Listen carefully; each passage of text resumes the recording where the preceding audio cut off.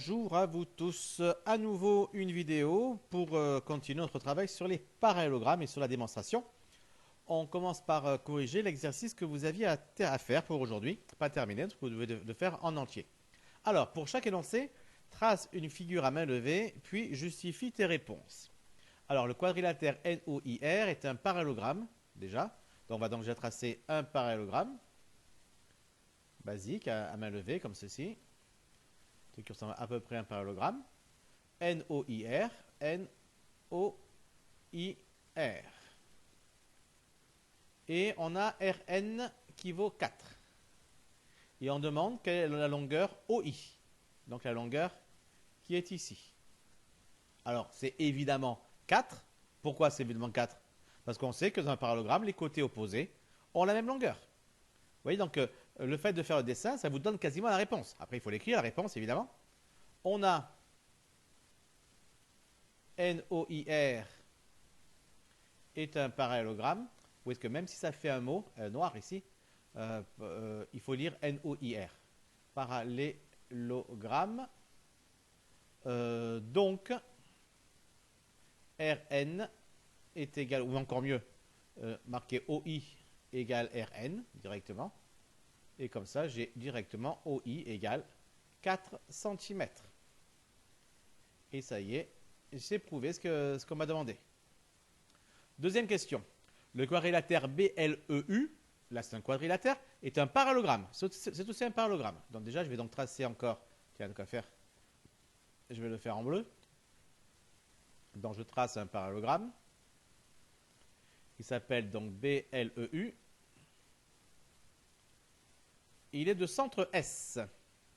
Donc centre S, ça veut dire que si je fais les diagonales, elles vont se couper et elles vont se couper en ce point S. Le point S, c'est ce point-là. Tel que sa diagonale BE a pour longueur 8 cm. Alors tel que la longueur BE ici est égale à 8 cm. Donne la longueur BS. C'est-à-dire la longueur, je vais la faire en vert encore, la longueur ici. La longueur BS. Alors est-ce que c'est facile à faire ça? Ben oui.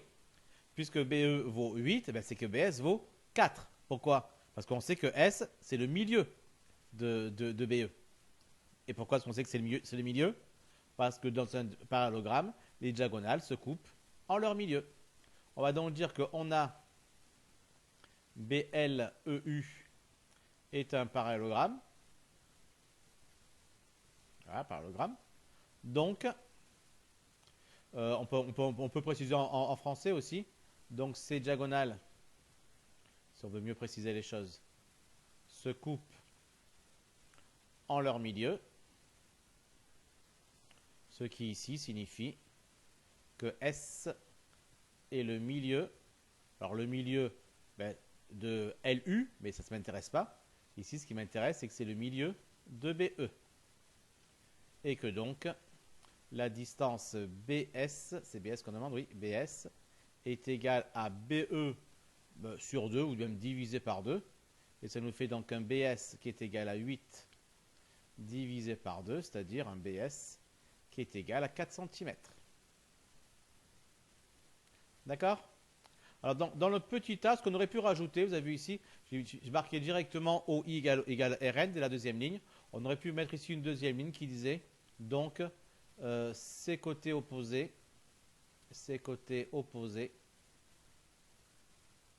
ont la même longueur. D'accord? C'est un peu comme ça, on précise un peu mieux. Parce que c'est vrai que dire que OI égale RN, c'est un fait. Ça veut dire que les côtés opposés ont la même longueur. Mais peut-être que quelqu'un qui lirait ça sans trop connaître les propriétés ne saurait pas exactement de laquelle on se sert. Donc, c'est pas plus mal de rajouter ici. Donc, ces côtés opposés, du coup, avec un S à opposer, ont la même longueur. D'accord? Ben voilà. On va donc corriger l'exercice 8. On peut passer au suivant. Alors, le suivant, qu'est-ce que c'est? C'est le 23. Alors, 23, on vous demande simplement de regarder ces quadrilatères et de dire ceux qui sont des parallélogrammes et ceux qui n'en sont pas, et de le justifier. Alors, nous, on va le justifier uniquement à l'oral. Hein. On ne va pas écrire. Voilà, je agrandis ça pour que vous voyez mieux les figures selon si vous utilisez, selon l'écran que vous utilisez. Voilà. Hop là, on agrandit un peu le zoom, comme ça, les choses sont bien visibles. Normalement, voilà. Là, on a le maximum qu'on peut avoir. Alors, mettez en pause et regardez donc chacun de ces parallélogrammes, non, chacun de ces quadrilatères, pardon, et regardez ceux qui sont parallélogrammes et ceux qui ne le sont pas, et expliquez pourquoi. Ok, allez-y les enfants, au boulot. Alors, vous avez donc fait le 9, vous avez regardé si ces 9 travaux-là étaient donc bien des parallélogrammes. Alors regardons, eh bien on a déjà le 1. Le 1 ici, est-ce que c'est un parallélogramme? La réponse est oui. Alors comment est-ce qu'on voit ça? On a évidemment pas mal de manières différentes de le voir. La plus simple ici est de voir que ce côté-là, les côtés que je repasse ici et là, eh bien, sont des côtés qui sont parallèles, évidemment, puisqu'ils suivent les carreaux horizontaux, et de même longueur. Ils ont 1, 2, 3, 4 de longueur. Donc on a donc deux côtés opposés qui sont parallèles et de même longueur. Ça prouve qu'on a un parallélogramme. Le 2, est-ce que c'est un parallélogramme? La réponse est non. Il suffisait pour ça de voir que ces deux côtés-là, par exemple, les deux côtés que je repasse ici et là, ne sont pas parallèles. Et donc ça suffit, puisque pour être parallélogramme, il faut que tous les côtés opposés soient parallèles. Et donc il suffit d'en trouver deux qui ne le sont pas, pour que ça ne soit pas un parallélogramme. Le troisième, est-ce que c'est un parallélogramme? Oui, là encore plusieurs manières de faire. Je vais dire par exemple ici que ce côté-là, le vers du haut, est parallèle à ce côté-là, vers du bas. Et puis le vers de gauche que je vais faire en pointillé, le côté vers de gauche, est également parallèle à celui de droite. Donc voilà, tous les côtés opposés sont parallèles. C'est bien un parallélogramme. Vous pouvez aussi dire que deux côtés opposés étaient parallèles et même longueur, ou que tous les côtés opposés avaient la même longueur. Donc il y avait ici pas mal de possibilités pour prouver qu'on avait bien un parallélogramme. Pour le 4, pareil. Pareil, il suffit de dire que ces deux côtés que je repasse là à gauche et à droite sont parallèles. Ils suivent les carreaux, je dirais, les traits verticaux. Et puis également, les traits que je fais ici, les côtés que je fais en pointillé ici, eux aussi sont parallèles. Donc c'est bon, tous les côtés opposés sont parallèles. On a bien un parallélogramme. Pour le 5, eh bien, on a ce côté ici que je repasse et celui-ci qui sont clairement pas parallèles.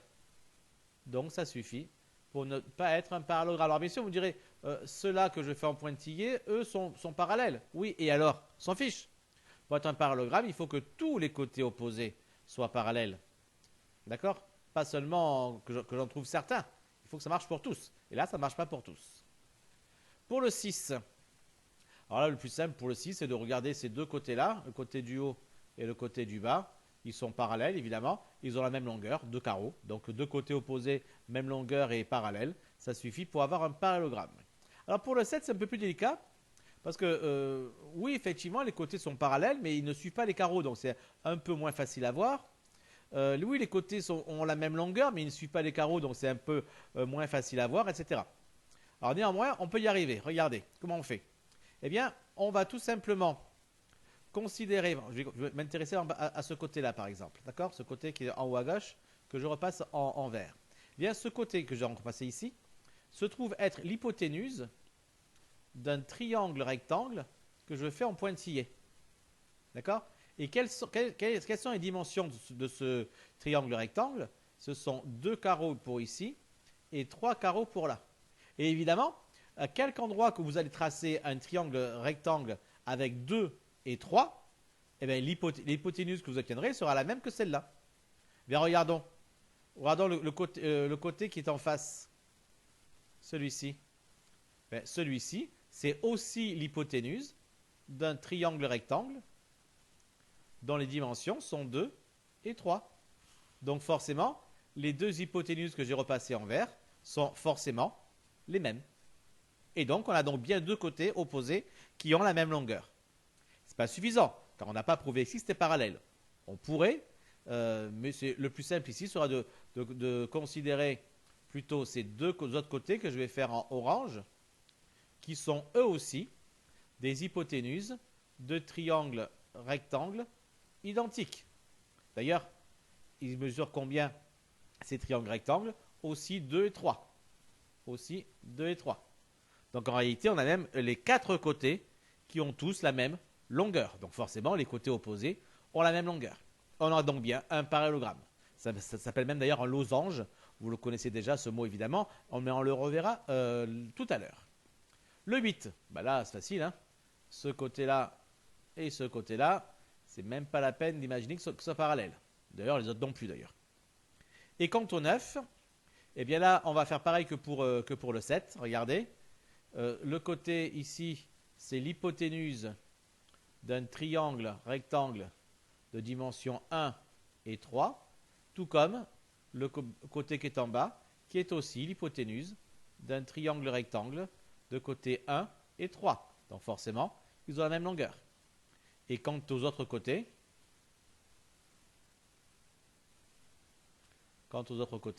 ben là, ils sont hypoténuses d'un triangle rectangle de longueur 1 et 1, 2, 3, 4, 5. Et ici, j'ai aussi, alors on dit qu'on faisait un pointillé, c'est aussi l'hypoténuse d'un triangle rectangle de côté 1 ici, et puis 1, 2, 3, 4, 5 ici. Donc du même triangle rectangle. Donc les deux côtés orange sont égaux. Attention, là, les côtés orange ne sont pas égaux aux côtés violets, hein, parce que c'est pas les mêmes, il ne s'agit pas des mêmes triangles rectangles. D'accord? Mais par contre, en face, les deux côtés orange sont égaux, et en face également, donc on dit à l'opposé, les deux côtés violets sont égaux. Donc les côtés opposés sont égaux, 2 à 2, et donc ça prouve qu'on a bien un parallélogramme. Voilà donc pour cet exercice. Allez, je reviens en zoom normal pour arriver au 27. Alors l'exercice 27, que d'ailleurs je peux encore agrandir un petit peu peut-être, il y a encore un peu de place. Voilà, exercice 27 que voilà, avec des cercles. On vous demande donc pour ceci, tout d'abord de construire un cercle C1 de centre O et de rayon 3,5 et un cercle C2 de centre O et de rayon 5 cm. Ils sont déjà tracés ici sur l'écran, mais vous allez tracer également sur votre cahier partie exercice. Puis après, vous allez donc devoir placer des points, etc.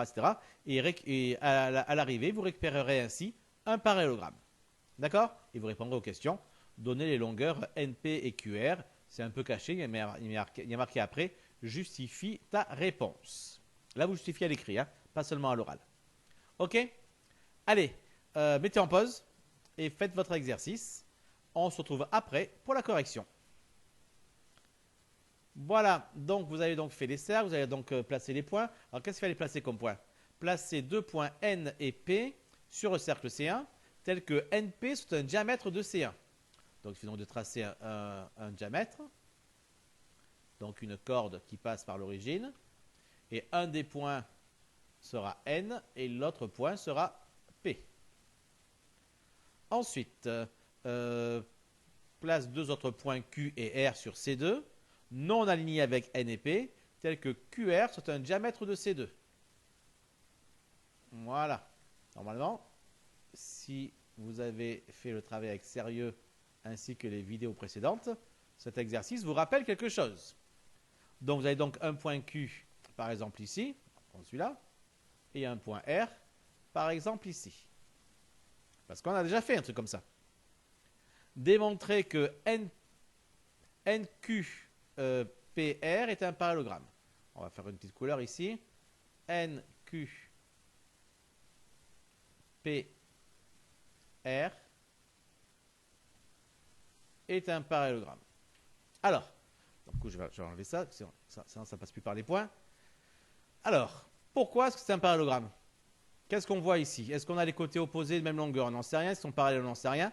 On va donc utiliser évidemment la propriété caractéristique qui parle des diagonales. Car là, on a les diagonales déjà. Ce qu'on a tracé au début, finalement, c'est les diagonales. Donc, on a les diagonales. Est-ce qu'elles se coupent en leur milieu? Ben oui, évidemment. Puisque, évidemment, le point O, c'est le milieu de PN, parce que PN, c'est un diamètre. Et O, c'est le milieu de QR, parce que QR, c'est un diamètre. Et donc, on a bien les diagonales qui se coupent en leur milieu. C'est donc bien un parallélogramme.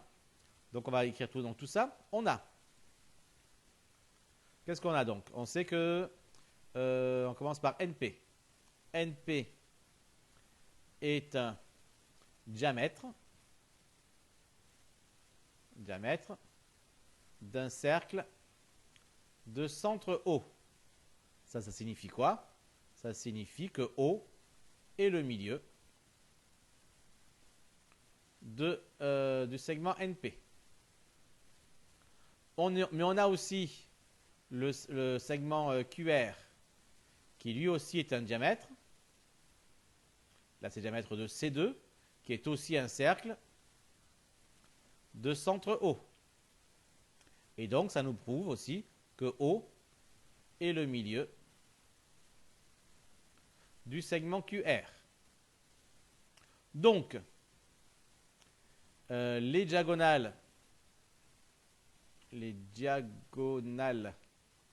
de, on l'appelait comment, NQPR, se coupent en leur milieu. D'accord? Se coupent en leur milieu. Et donc, ça veut dire quoi quand les diagonales se coupent en leur milieu? Ben, qu'on a un parallélogramme. NQPR est un parallélogramme. D'accord? Après, on me demande de donner les longueurs NP et QR. Alors, NP, c'est quoi NP? NP, c'est cette longueur-là.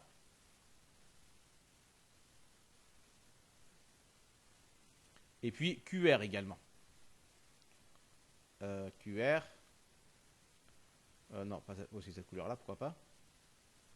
Ici. Bon, c'est une question qui n'a pas grand intérêt, avouons-le.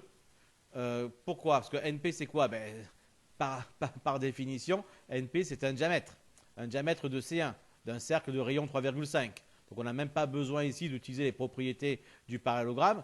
C'est peut-être ça qui voulait qu'on utilise, le fait que ce soit le milieu, mais en fait, c'est même pas la peine ici. Puisqu'on a évidemment le segment NP et le diamètre. Non, un diamètre, pardon. Un diamètre. Parce que quand c'est en segment, il y a beaucoup de diamètres. N'importe quelle corde qui passe par l'origine est un diamètre. Donc le segment NP est un diamètre d'un cercle de rayon 3,5 cm. Ben donc, la distance NP est égale à 2 fois 3,5, c'est-à-dire 7 cm. Et de même, on va dire que QR, lui, c'est un diamètre d'un cercle de rayon, alors c'est de rayon combien celui-là? De rayon 5 cm. Donc, la distance QR, bien, c'est égal à 2 fois 5, c'est-à-dire 10 cm. D'accord? Allez, on continue encore un petit peu. La vidéo est courte pour l'instant. On peut donc continuer et attaquer la leçon. Alors, grand 2, propriété des triangles particuliers. Alors là, c'est un peu sur le côté, on le ramène au milieu, comme ça vous l'avez en entier. Alors, les parallélogrammes particuliers qu'on va étudier, oula, vous êtes trop en avance là. Les parallélogrammes particuliers qu'on va étudier, eh bien, ils sont au nombre de 3. Il y a le rectangle, le losange et le carré. Bon, des parallélogrammes que vous connaissez en général, même si vous ne les connaissiez pas forcément sous forme parallélogramme, puisque le parallélogramme, c'est une notion un peu plus récente. Mais donc, voici donc la définition de ces 3 figures, rectangle, losange et carré. Bien, simplement, un rectangle, qu'est-ce que c'est? C'est un quadrilatère qui possède 4 angles droits. Voilà ce qu'est un rectangle. Mais est-ce que ça en fait un parallélogramme? La réponse est oui. Parce que regardez, si il a 4 angles droits, ça veut dire que ce côté-là est perpendiculaire à celui-ci. D'accord? Mais également, que si je fais ce troisième côté ici, je vais même changer de couleur pour le troisième côté, ce troisième côté aussi, il est lui aussi perpendiculaire à la première droite. La droite, que d'ailleurs je vais tracer, comme ça on parlera en couleur, ce sera plus simple, en vert. D'accord? Donc le côté rouge est perpendiculaire au côté vert, et le côté orange est lui aussi perpendiculaire au côté vert. Et qu'est-ce qu'on sait lorsque deux droites sont perpendiculaires au même côté, enfin, plutôt à une même droite, à une même droite, c'est qu'elles sont parallèles. C'est ce que vous avez vu en sixième, ça. D'accord, soit deux droites perpendiculaires, toutes perpendiculaires à l'une et parallèles à l'autre. Donc là, on prouve que les côtés orange et rouge sont parallèles. Mais de la même manière, si je prends ici le côté bleu, ce côté bleu ici, il est perpendiculaire au côté rouge. Mais le côté vert, lui aussi, il est perpendiculaire au côté rouge. Et donc forcément, puisqu'on a ces deux droites, la verte et la bleue, toutes les deux perpendiculaires à la même troisième droite, la rouge, c'est qu'elles sont parallèles. Donc la droite verte et la droite bleue sont parallèles. On a donc bien une situation, un quadrilatère, où on a les côtés opposés qui sont parallèles. C'est donc bien un parallélogramme. Voilà. Alors, mais ce n'est pas n'importe quel parallélogramme, c'est un parallélogramme qui a ces angles droits qui sont, ces angles plutôt qui sont droits, tout simplement. D'accord? Alors, un losange, par contre, qu'est-ce que c'est maintenant un losange? C'est un quadrilatère qui a ses quatre côtés de même longueur. Est-ce que c'est un parallélogramme, ça? Ben forcément, puisque si j'ai tous les côtés qui ont la même longueur, d'accord? Que peut-on dire? Ah non, du coup j'ai effacé ça. Est-ce que je peux revenir en arrière? Voilà. Que peut-on dire du côté vert et du côté rouge? Ben, ils ont la même longueur, forcément. On a donc bien deux côtés opposés qui ont la même longueur. Et que peut-on dire du côté bleu et du côté violet? Ben, là aussi, on a forcément deux côtés opposés et ils ont la même longueur. On a donc bien tous les côtés opposés qui ont la même longueur, 2 à 2. Donc on a bien un parallélogramme. Donc voilà, donc le losange, c'est bien également un parallélogramme. Et qu'est-ce que c'est qu'un carré? Eh bien, c'est un quadrilatère qui, lui, possède 4 angles droits et qui a ses 4 côtés de la même longueur. Ça veut dire quoi, ça?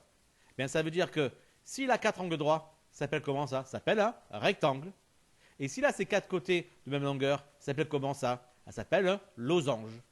Ça veut dire qu'une figure qui est à la fois un rectangle et un losange, ça s'appelle un carré. Un carré, c'est un losange particulier. C'est un rectangle particulier. En général, les rectangles n'ont pas la même longueur, la même largeur. Mais s'ils ont la même longueur, la même largeur, on appellera ça un carré. Les losanges, en général, ils n'ont pas d'angle droit. Mais s'ils ont un angle droit, on appellera ça un carré. Ce sera un losange particulier qu'on appellera carré. Alors pour commencer, voici 4 affirmations. Il va falloir être capable de me dire laquelle ou lesquelles sont vraies, lesquelles sont fausses. Donc vous allez les écrire. Bien sûr, vous avez écrit tout ce qu'il y a au-dessus, là, rectangle, losange, carré. Vous avez écrit dans un tableau, dans votre cahier, toutes ces définitions. Et après, vous écrivez donc les 4 affirmations qui sont là. Et vous allez rayer celles qui sont fausses.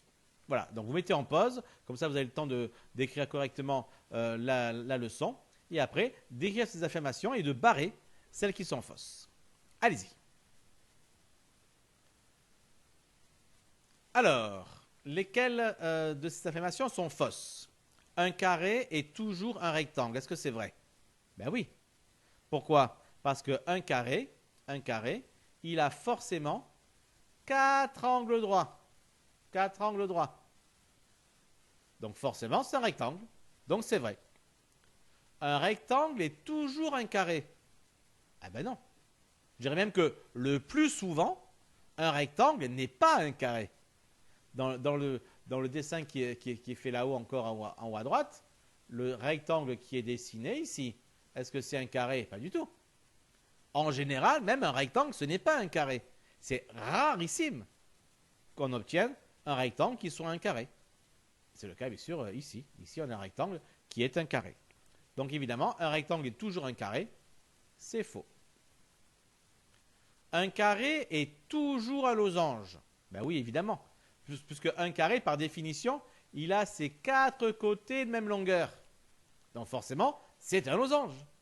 N'importe quel quadrilatère qui a ses 4 côtés de même longueur, il a le droit de dire « je suis un losange ». Mais donc, le carré, il peut dire lui aussi qu'il est un losange. Donc, oui, un carré est toujours un losange. Un losange est toujours un carré. 4e affirmation. Ben là, non, évidemment. Un losange, même, en général, ce n'est pas un carré. Le losange qu'on a dessiné ici, effectivement, ce n'est pas un carré. Pourquoi? Parce qu'il n'a pas d'angle droit. Et donc, en général, un losange, ce n'est pas un carré. Ça arrivera que ce soit un carré. Dans quel cas? Ben, dans le cas du carré, justement. Et dans le reste des cas, un losange ne sera pas un carré. Donc, il arrivera exceptionnellement, quand on aura un carré, qu'un losange soit un carré, mais en général, un losange ne sera pas un carré. Donc, un losange est toujours un carré, c'est quelque chose qui est faux. Alors, évidemment, ce qu'il faut comprendre, c'est que si le rectangle, le losange et le carré sont des parallélogrammes, ça veut dire que tout ce qu'on a écrit sur les parallélogrammes, tout ce qu'on a appris sur les parallélogrammes, ça reste vrai, évidemment, pour les rectangles, pour les losanges et pour les carrés. En particulier, les trois propriétés principales qu'on avait écrites, celles-ci, et même des propriétés qui du coup devenaient caractéristiques, les côtés opposés sont parallèles et de même longueur. Les angles opposés sont de même mesure. On n'a pas parlé des angles jusqu'à présent, donc il est temps d'en parler un petit peu. Pourquoi est-ce que les angles opposés d'un parallélogramme sont égaux? J'essaie d'en faire un parallélogramme pas trop moche. Voilà, heureusement il me le refait. Donc maintenant, il est correct. Regardez. Pour prouver que les angles opposés d'un parallélogramme sont la même mesure, je vais à nouveau partir de la base d'un parallélogramme et je vais tracer O qui sera le centre, donc le point d'intersection des diagonales. Donc, qu'est-ce qu'on a à faire? Eh bien, regardez, je vais m'intéresser à l'angle, pour faire simple, à l'angle BAD pour commencer. D'accord? L'angle BAD. Je vais écrire comment? Je vais écrire en noir. BAD. Donc, je m'intéresse à l'angle BAD. Eh bien, si je fais la symétrie centrale de centre O, d'accord? Que va devenir B? Par la symétrie centrale de centre O, le point B va devenir le point D. D'accord? Le point A va devenir le point C. Et le point D va devenir le point B. Logique, puisque O étant le milieu à chaque fois, ça passe très bien. Donc du coup, l'angle BAD, il devient quoi? Il devient l'angle DCB. Alors il est mal écrit le D. DCB. D'accord? BAD devient DCB. Et DCB, c'est quoi comme angle? C'est celui-ci, DCB. L'angle opposé au premier. D'accord? Et comme on a vu dans la symétrie centrale que la symétrie centrale conservait les angles, eh bien ça veut dire que les deux angles qu'on a ici, ils sont forcément égaux. Voilà. Et donc, voilà, on a essayé d'en prouver que dans un parallélogramme, eh bien, les angles opposés sont égaux. Et donc, du coup, parce qu'on n'avait pas revu cette propriété, oubli de ma part, je crois, et donc, du coup, on en parle maintenant. Dans le cas du rectangle, du losange et du carré aussi, les angles opposés sont de même mesure. Et bien sûr, les diagonales se coupent à leur milieu. Ce qui veut dire que, il faut que je remette tout ça correctement. Ce qui veut dire que dans le cas ici, regardez, si je trace les diagonales, évidemment, elles vont se couper en leur milieu. Les angles opposés, ici, angle droit ici, d'accord? Et bien sûr, les côtés opposés, même longueur et parallèle.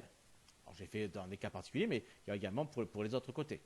Pareil pour le losange, les angles opposés ont la même longueur, donc ici, c'est plutôt la même mesure, donc l'opposé a la même mesure, tout comme celui-ci et celui-ci, qui ont la même mesure. Alors, je ne sais pas combien, parce qu'en général, ce ne sera pas 90, d'accord? Les côtés opposés, ici et là, ont la même longueur, ça c'est évident, parce que c'est dans la définition même du losange, mais également les côtés opposés ici et là, sont parallèles. D'accord? Et puis également, si on veut tracer les diagonales, elles se couperaient également en leur milieu. Et évidemment, pareil pour le carré. D'accord? Alors, profitons d'avoir revu ces propriétés pour faire l'exercice 37. Alors, l'exercice 37. Le quadrilatère PONT, bon, on dirait pont, mais on dira PONT, est un losange de centre E Bon, je vais essayer de dessiner P-O-N-T, un losange. Voilà, à peu près. P-O-N-T. D'accord? De centre E. Donc, si je trace les diagonales, ici, je vais avoir le point E qui sera ici. D'accord? Il faut montrer que les droites PN, c'est-à-dire cette droite-là, et OT, c'est-à-dire cette droite-là, sont perpendiculaires. Donc, prouver qu'on a ici un angle droit. Ce sont donc les diagonales. En fait, il faut prouver que les diagonales d'un losange sont perpendiculaires. Pour faire cette démonstration, donc j'ai un peu nettoyé autour, j'ai agrandi beaucoup pour qu'on puisse mieux voir les choses. Alors, regardons. Qu'est-ce qu'on sait dans un losange? Eh bien, on sait que les côtés opposés sont tous les mêmes. Je dirais même que tous les côtés sont les mêmes, parce que c'est un losange, ce n'est pas un simple parallélogramme. Donc, ça veut dire que ce côté-là, c'est le même que celui-ci, le même que celui-ci, le même que celui-ci. D'accord? On sait également que les diagonales se coupent en leur milieu. Ça veut dire que ce côté-là, c'est égal à celui-ci. Et on sait également, toujours pareil, parce que les diagonales se coupent en leur milieu, que ce côté-là est égal à celui-ci. D'accord? Eh bien, on se rend compte finalement en faisant ça, regardez, si je trace dans un côté à part, oula, il n'est pas beau lui. Hop, oh, il m'a tout enlevé. Allez, je coupe et je reprends. Voilà, j'ai repris. Avec donc E, P et O. Avec ici donc une longueur. Ici la longueur que j'avais faite en bleu. Et ici la longueur que j'avais faite en vert.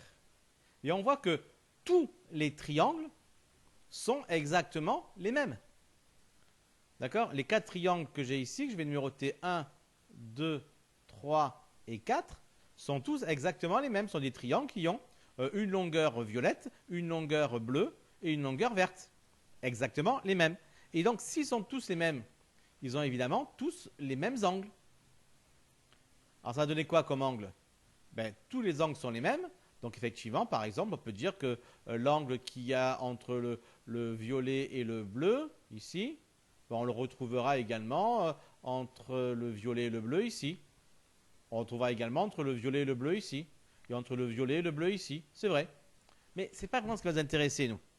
Ce qui va nous intéresser plutôt ici, c'est de voir que l'angle qu'il y a entre le violet et le orange est le même. L'angle qu'il y a entre le violet et le orange, c'est celui-ci. C'est celui-ci. C'est celui-ci. Et c'est celui-ci. Cet angle. D'accord?